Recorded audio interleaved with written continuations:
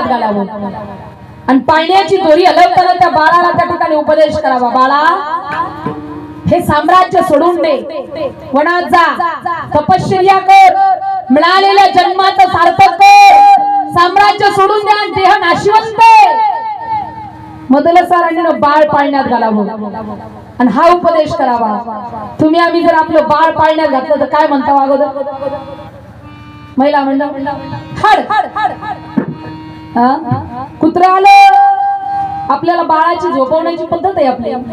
महिला मंडळ हात जोडून विनंती असेल, गड्या वाटत असेल आपल्या लेकरांना आपल्या विचाराचं बनावं तर त्या लेकराला पाळण्यात घातल्यापासून संस्कार करणं गरजेचं आहे। पाळण्यात घातल्यानंतर बाळाला तुम्ही हाडहाड करत असाल तर आयुष्यभर त्या बाळाची हाडहाड झाल्याशिवाय राहत नाही।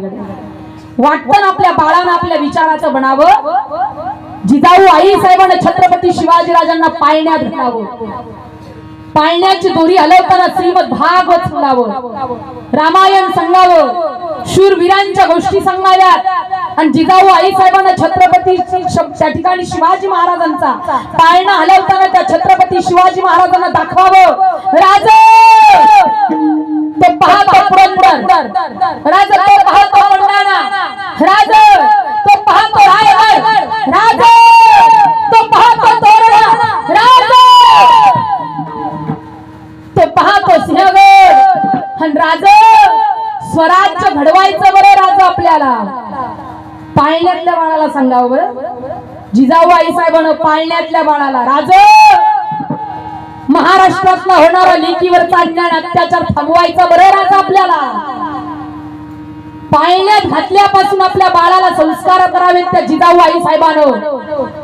त्या संस्काराचा परिणाम वयाच्या 16व्या वर्षी छत्रपती शिवाजीराजांनी स्वराज्याचा झेंडा रवावा आणि स्वराज्य स्थापन करावं, हे फक्त पाळण्यात घातल्यापासून केलेले संस्कार आहेत। पाळण्यात घातल्यापासून केलेले संस्कार आहेत। तुम्ही आम्ही आज आपला धर्म जपायला कमी पडतो दादा। लेकर पाळण्यात घातले की आज पाळण्यातल्या लेकराला मोबाईल आहे, पाळण्यातल्या लेकराला। महाराष्ट्रात अनेक वाईट गोष्टी घडताना पाहतोय आपण आजकाल। मुलीवर होणारा अन्याय अत्याचार थांबायला तयार नाही।